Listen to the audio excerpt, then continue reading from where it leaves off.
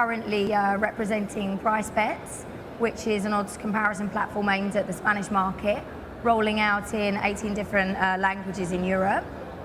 So I look after the white label partnerships with the tier one media owners for sports betting in Spain and the operator partnerships. Also, I represent LATAM Billing that have a cash chargeback free solution and instant bank-to-bank transfer solution for the Latin American market, and that's currently live in Mexico, Argentina, Brazil, Chile and Colombia. And I also do ad hoc conversion projects and localization for the Spanish and Latin American markets. So today we're here to talk about legislation in Spain, and as most of you will know, Spain's going through a regulatory transitional period, and today's session is to highlight what that means at the moment for operators and affiliates. So over the next 45 minutes, we'll give you a complete speed track overview of the current situation. And we've got today Albert Augustino with us, and he's free of charge for the next 45 minutes. So he usually charges an astronomical hourly rate, so don't be shy with any questions, okay? Okay, so Albert's got extensive experience in advertising in online gambling, and he's advised an important number of multinational operators who consider Spain as a key market. He's also advised the authorities regarding the development of the new online gambling regulation. And he's been at Cuatro Casas for more than 10 years and just about to join DLA Piper to head up the new gaming team based out of Madrid. So we're going to cover licensing, tax, technical implications, product and liquidity. We will send you, if anybody wants to leave your business card afterwards, we're more than happy to send you a transcript of everything we're discussing now. So instead of taking notes, we'll send it over, okay? So, Albert. Hello, good afternoon. Well, good afternoon, everyone. Thank you very much for taking that challenge of standing a lawyer after lunch. This is quite a unique occasion, so I'll tell the family about it. So thank you very much for coming over. I'll try, as I mentioned to you during this conversation, to highlight the most relevant issues from a regulatory standpoint relating to the Spanish market, which is to be open, hopefully, and by the end of this year. So it's certainly an amazing moment, quite an itchy moment, we could say as well. So I think it could be somehow interesting. In any case, and Jackie, correct me if you don't want to do it, so if this should be quite dynamic unless you want to take a nap. So whenever you have a question, just pop up and let's make something which is dynamic and avoids all of us except to myself being slept within 45 minutes. Okay, so. Okay, so let's start with licensing. How much does a license cost? That's a question which has many answers, which means it has many costs. So if we had to group within different concepts of cost, we firstly should count on the administrative fees to be paid in order to file the application, have the certification of the equipment and software elements approved by the authorities, etc., etc. So each on the first as a first group, we must count with admin fees to be paid. The amount of these fees depends or varies pretty much on the scope of the service to be rendered by the authorities charging for this. So, for instance, filing the application is going to cost 10,000 euros. Being registered as an applicant before the public registry and afterwards be registered as an authorized operator in the Spanish public registry will cost 2,500 euros, and so on. So, firstly, you should count on this. Afterwards, you should also count, obviously, in the certification process.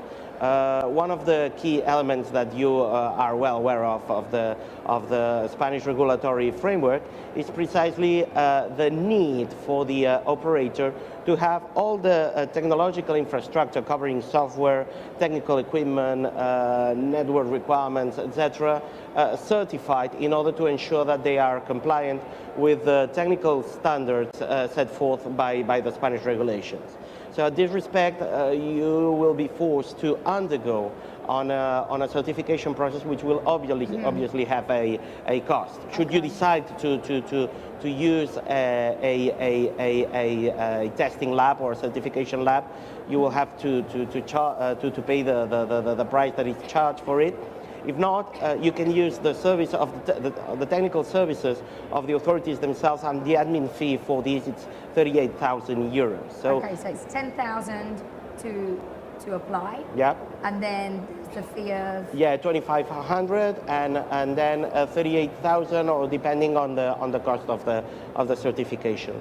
As a third concept, you also must bear in mind that financial guarantees must be filed. Okay. In order to operate, in order to hold a general license, as well as in order to hold a singular license covering the different games to be operated. So sorry, just to clarify that, you need to have a general license, Yep. and the cost for that is what? The cost for that will be going to be 10,000 euros, and if you have to apply for the general license, the financial guarantee required by the draft regulations, and this is quite important for you to know, that this is a work in process procedure. I mean, the only positive piece of legislation that has been already approved is the Gambling Act, which was approved by the Parliament and published in the Spanish Official Gazette on May 28th. And this is the only piece of regulation that we do know that is already in force. There are a number of secondary regulations that are being developed, but for the time being they are just draft. The reason for this is that they have been notified to the European Commission in order to fulfill the requirements set forth by easy law, and therefore what I will be referring to all over the conversation must be taken as a draft, as based in the provisions set forth in draft regulations. It's more than likely that this will finally end up as such, but note that there are still open issues to which I will refer. So, getting back to the financial guarantees connected with the general license, it will depend on the type of general license it is going to be operated. Isn't there a general license? So you've got a gambling license, and then you have sub-licenses per product. Absolutely. So there's two costs. Absolutely. So pursuant to the wording of the Act, you're going to have two types of general license, which is going to be one for betting in general, and afterwards you're going to have a second type of general license, which is going to be referred to other games. So it will certainly relate to all the other types of games that we could be thinking of. So for betting, the financial warranty to be provided for the time being is 2 million euros. This must be provided through a bank guarantee, through an insurance policy, etc., to be provided in Spain and being valid and enforceable in Spain. And for the general license relating to other games, it's 2.5 million euros. So this is already a first concept within the second group of costs. Secondly, as I've mentioned to you, a singular license will also be accompanied by the need of filing a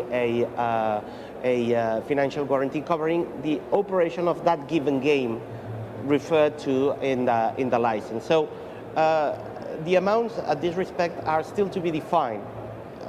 Contrary to the general license, it seems that in the first year, while no activity has taken place, will obviously be a given amount, but in the subsequent years, and depending on the type of games to be operated, they will be based on a given percentage on the revenue obtained as a consequence of the operation of the game. So again, I've said revenue, not profits. I've said a given percentage. These are things still to be finally defined by the regulator. So these are another cost also to be borne in mind, especially taking into account the need to have all these financial guarantees constituted pursuant to Spanish law, so that they are enforceable. And last but not least, you will also have to count with advisor, consultants, technical consultants, and obviously I would strongly recommend counting with a good attorney on this process, which cost will probably be quite humble.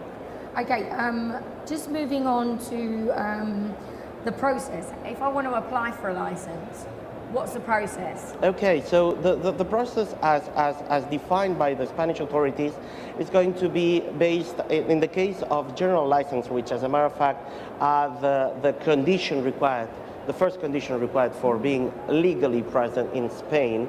The process will be launched when the Spanish authorities, through the Ministry of Economy and Taxes, launches a pitch, a call for application. And when's that likely to be? Well, pursuant to the last news that I have, this should take place around November 14th, okay, which is pretty close in calendar.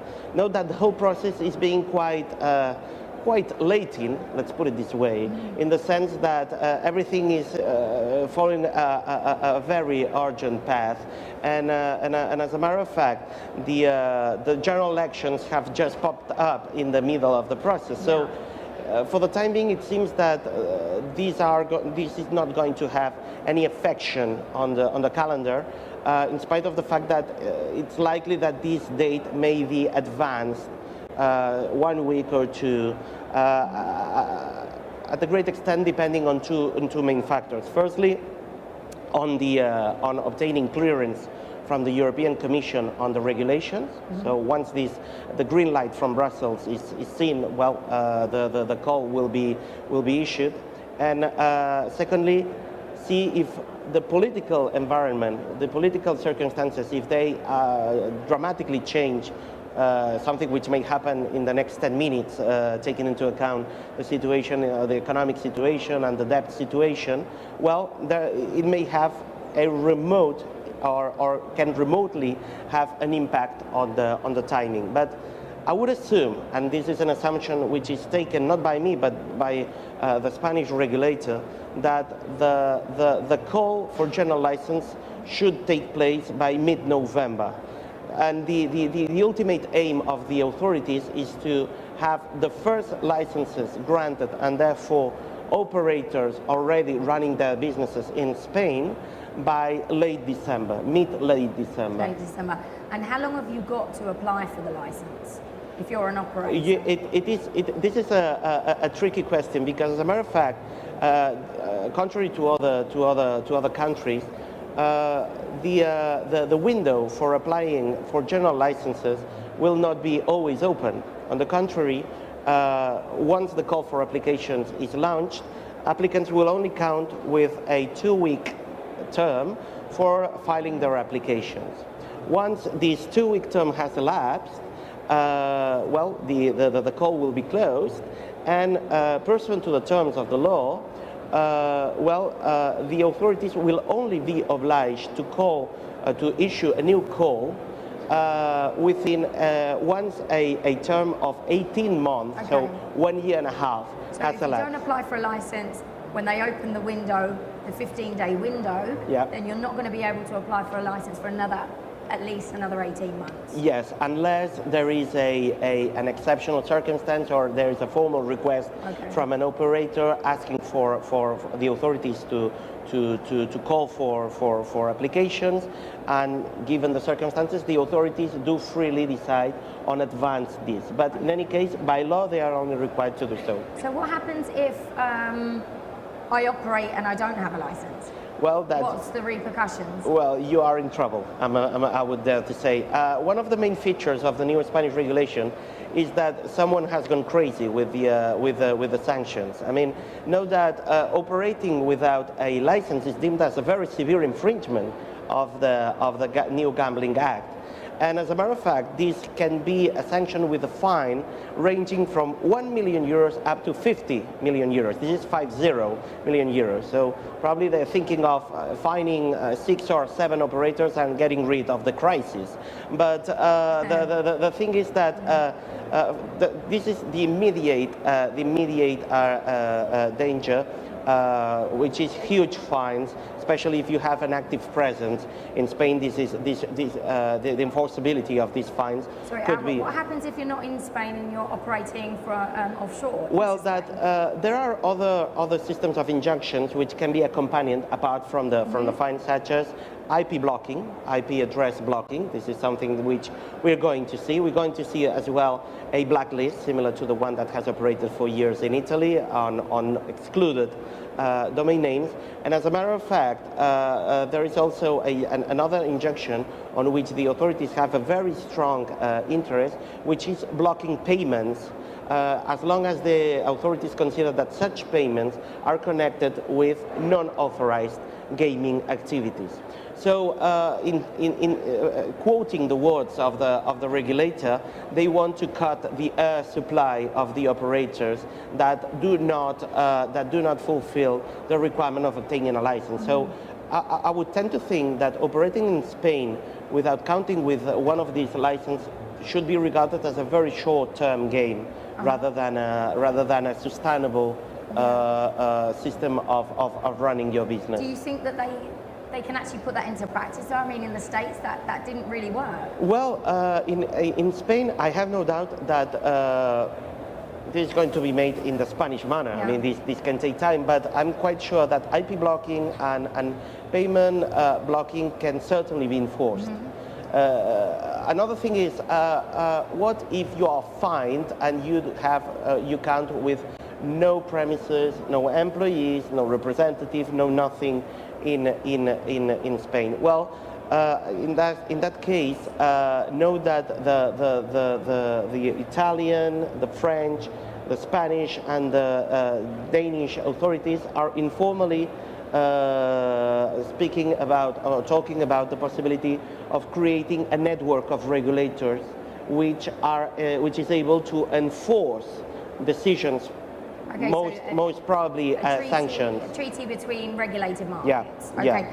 Yeah. I think, in my personal opinion as well, it's going to be a case of the government fining media owners, so the media owners won't take your advertising anyway, and that will be more where things get complicated. Yeah, and note also that license operators are going to be extremely vigilant regarding free riders, let's put it this way. As a matter of fact, they are paying for a private club, so they get a fancy swimming pool. So they do not want anyone, jumping the fence and bathing in the pool without paying the club fee. So this is going to change dramatically the manner things have been addressed from a regulatory standpoint, particularly taking into account the interest and the huge investment made by licensed operators to be present in Spain in order to develop their businesses. Okay, so let's move on to tax. So they've now decided how much tax we're going to pay. Initially, they mentioned on gross profit, and now it's been decided on net profit. So can you tell us a bit about, say I've got my license, how much tax am I going to pay? Well, we could say that in most of the cases it's going to be around 25% GPT or net profit, as you mentioned. But the tax rate, which will apply to most of or at least to the most popular types of games to be operated under the new regulatory framework, is 25% on profits, on gross or net profits, depending pretty much on it. But note that this is also. What about the admin fee? Yeah, this is complemented. Yeah, this is complemented with some dark clouds of storm. There are two dark clouds of storm around it.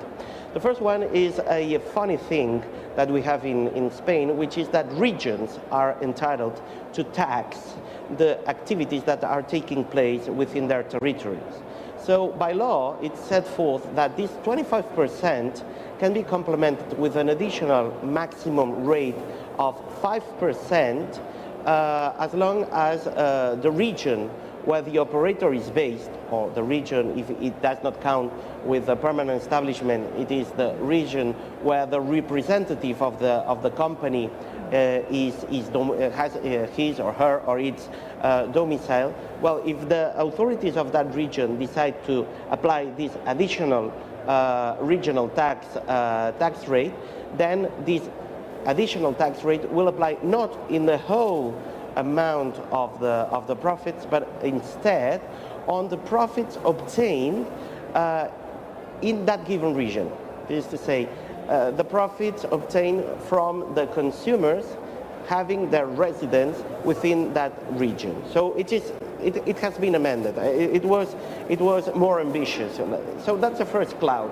I would think this is quite a remote cloud, because using these could have an immediate effect of obtaining some additional funds for the authorities of those regions, but it would certainly force operators to switch to another territory, to switch to another region where such additional rate was not applied, which at the end of the day could be easily done by simply transferring your employees or transferring your representative in that part.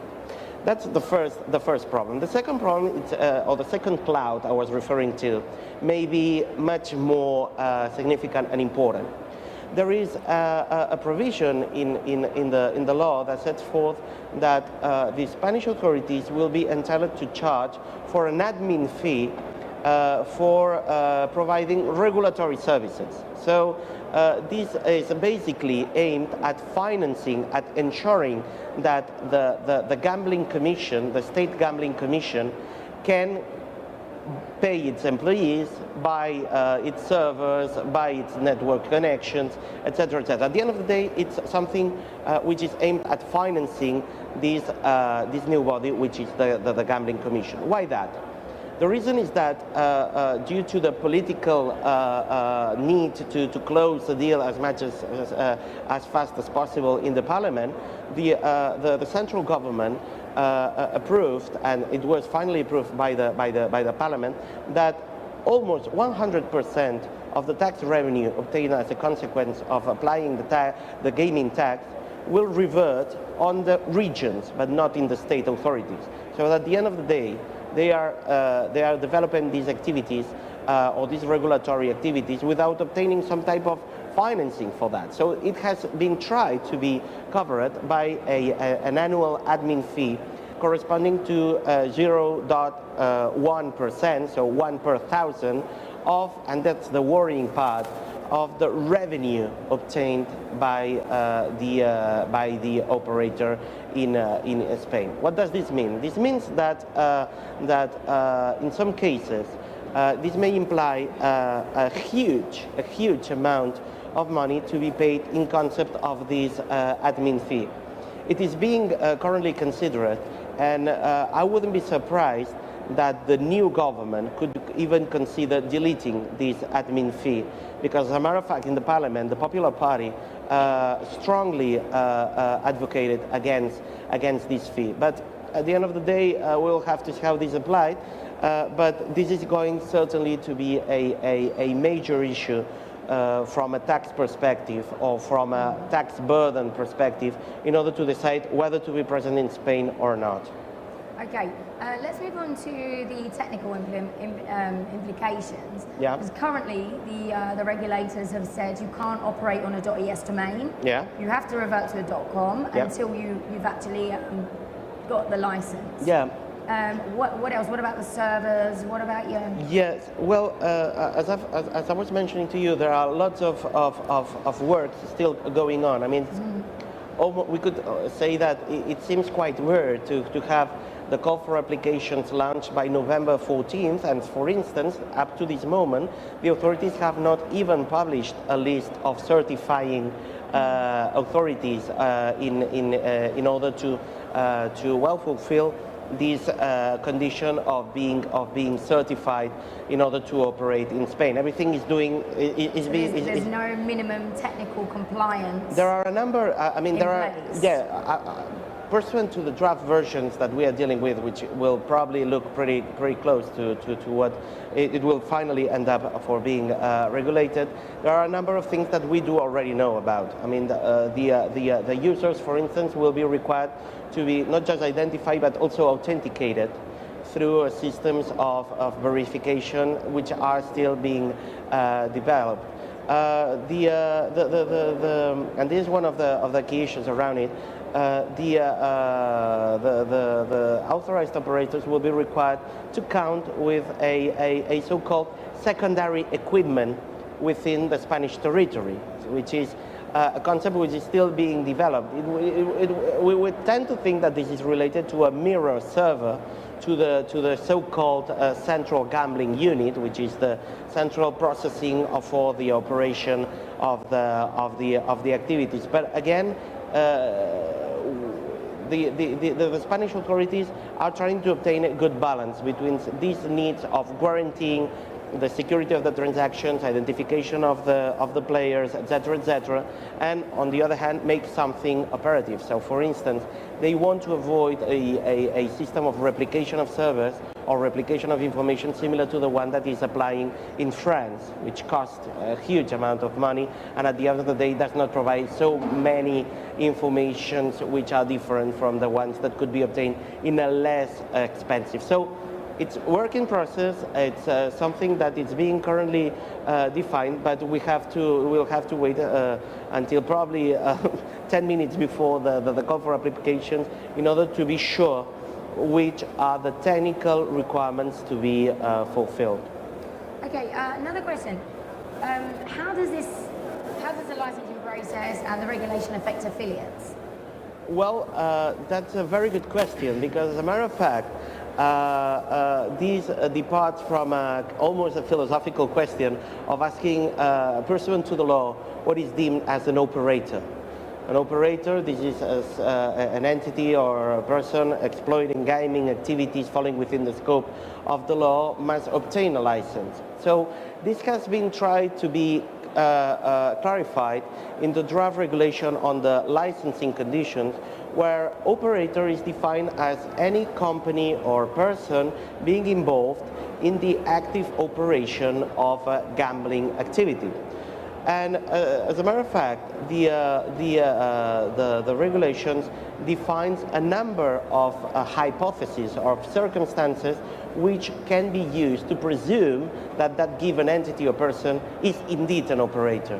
So firstly, we do count with the case where that operator or that company has a power of decision on the commercial policies applying to the gambling activity. So it decides which games are operated, it decides how prices are offered, the amount of those prices, etc., etc. So it has an active control on the gaming activities or on the operation of the gaming activities. Secondly, and this is where we start getting concerned, is that this draft regulation does also presume that an operator exists as long as that company or person has the power to manage the electronic platform, allowing the exploitation of the games. So this starts getting us somehow nervous, because affiliates could have some access to users' accounts, or technical providers could access to users' accounts or to the platform itself in order to attract players. So they wouldn't have access to the player data. Yeah, but there's a final revenue generated from those players, but not yeah, player data. As usual in law, there's always a final nail in the coffin, which is a final presumption, which is that where the operator or the company is somehow or benefits from the exploitation of the gambling activity. So, like a revenue share deal, for example. That's if the I'm fear. generating profit from a revenue share deal with an operator, I fall into that category, i.e., I need to buy a license. Yeah. So that's the point of concern, and it has been hugely contested by in all the public comments filed on this draft regulation. And for once, let me give you good news. Because it seems that the regulator is starting to understand the situation, and pursuant to a conversation I had with the regulator yesterday, it would seem that they would be keen to amend this concept of operator in order to exclude affiliates from its scope, which makes perfect sense. Because the contrary was completely silly. I mean, frankly speaking, it made no sense at all. So we should wait for a second version of this draft regulation to see how reasonable they're going to get for once. But at the end of the day, it seems that this is becoming less intransigent, and it is becoming more reasonable. Yeah, because this doesn't affect media owners, does it? If I go to marca.com and I buy a campaign, CPC, CPM, and I spend money, they don't fall into that category. But if it's a revenue share deal, then it does. It does. So, i.e., if I'm an operator, I could buy the media from the affiliate, and there's no problem, correct? Yeah. Okay. But I mean, there are lots of problems. Affiliates are a problem. B2B software or technological platforms providers, which may act as outsourcers, are in trouble with this given provision. So it is certainly one of the key elements that are still being decided and developed, are to be developed in the final regulations, which will be approved. So what about white labels? Well, in you just mentioned B2B, so companies like, for example, St. Minerva, G-Tech, that's their whole company ethos is they've got a couple of brands in Spain, Juega Bingo Ya and Bingo Flamenco. Yeah. But they're B2B partnerships. So how would that affect them? I mean, again, as you've mentioned, devil's going to be in the detail. So they will probably the ultimate decision on this will depend pretty much on the review of the terms and conditions agreed with the company providing the brand or the allowing to attract the users to the website. So the example of Marca or whatever other white labeled portal, as long as the company providing the label is just a licensor which obtains a given revenue without being dependent without this revenue being based on a given share, but just on a fixed amount. Well, that would appear to be a safe harbor. It is certainly not most of the cases. In most of the cases, there is a share revenue system. Obviously, we'll have to see how this evolves, but certainly it would seem that in the case of G-Tech or tech solutions providers, the current position of the regulator is not as favorable as towards affiliates in the sense of requiring being licensed.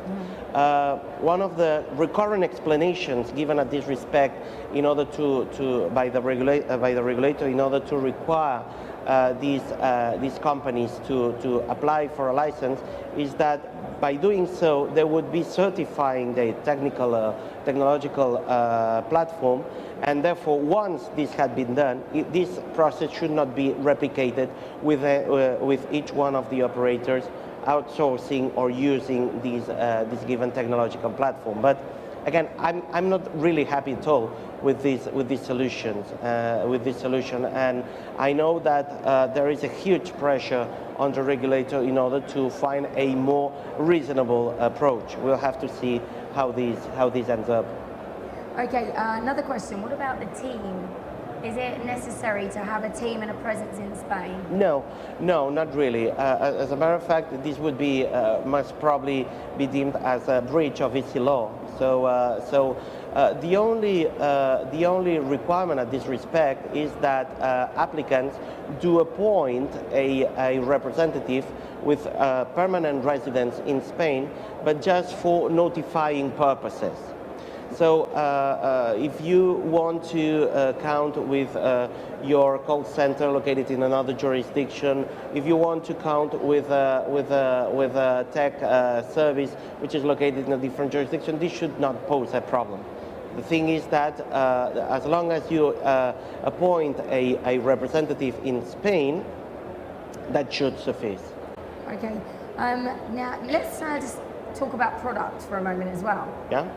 Because currently it's very problematic that the government haven't included slots or approved slots in the licensing process. So in Spain, 70% of your revenue is always going to come from slots. Absolutely. And and everybody depends on the cross-sell to casino, mainly slots, sports betting, poker, bingo, everybody. So why am I going to spend on marketing if I'm not getting the player values? It's a problem. Yeah, I fully agree with you. I mean, it makes no sense at all to have slots excluded. Why have they done that? There is a formal explanation, which is that slots, pursuant to the sensitivity of the Spanish authorities, is perceived as potentially focus of compulsory gaming and problem gambling. So formally, they explain their current approach by stating that this requires more study, this requires more research, this requires to ensure that approving slot machines does not imply a huge problem of problem gambling in Spain.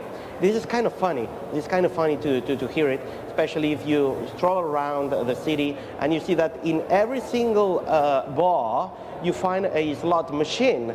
So we could tend to think that maybe the regulator has been happy to be influenced in this respect by land-based operators, putting the pressure on the need to protect their own products in regards of online similar products, which and this is my personal view, but which is something which is quite astonishing, because at the end of the day, I don't think that land-based slot machines or physical slot machines do play in the same ground that do online or virtual slot machines. There's a final explanation for it as well, that the regulator has decided to set forth a very ambitious agenda for regulating everything. So, sorry, whatever exclusions or leave it for tomorrow things that they could find, the better for them, because this could be achieved, and therefore slot machines will probably be regulated in a second set of licenses, and we could tend to think that this is at a given extent due to the material impossibility for the authorities to regulate this. But again, precisely slot machines is not one of the most difficult things to regulate. But do you not think as well it could, the government are launching their own brand, so the loterías y apuestas are going to launch their own brand, and it's going to give them competitive advantage that they can have, that they will have slots and everybody else can't? I mean,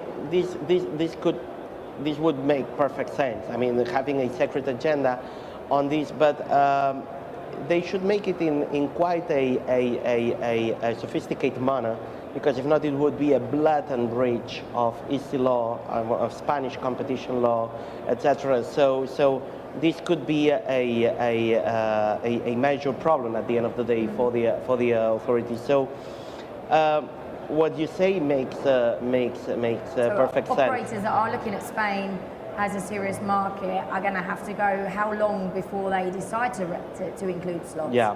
How long? We don't know? We don't know. We don't know, because know that, as I've mentioned to you, on November the 20th, we have general elections. We're going to have a new government, which will imply a new authority, or at least a new boss for the current regulator. So that could be positive. So that could be certainly positive, as long as the Popular Party, which is more than keen, it's more than probable that it's going to be in to have the post of the new government. Well, will have a friendlier approach to the gaming industry that the current government does. So it's hard to foresee. It's really hard to foresee, because we don't know who is going to take that post, how liberal is it going to get, how close is it going to be to land-based operators, and therefore how reluctant is it going to be ambitious in further regulatory steps. So we'll have to see. It's really hard to foresee it for the time being. Okay. The other thing I want to cover as well was liquidity. Yep. Because That's obviously as well quite problematic. That's a major blow. They've currently said that you can only have Spanish liquidity. So when you're looking at poker and bingo, that's obviously a big problem. I mean, if you can't play against international players, and if you can't have network prizes in bingo. Yeah, I mean, each time you speak with the regulator on this, he always repeats the same mantra on and on, no international liquidity for the time being. So that's the political decision, and as a matter of fact, that's already the legal decision, because it's contemplated as such in the provisions of the law. The thing is that there are two reasons, at least for the taking into account the regulator's perspective, to have some hope that this may change in the future. The first one is that, contrary to the initial versions of the bill, the law, as finally approved, contemplates the possibility of accepting players in Spain coming from other jurisdictions.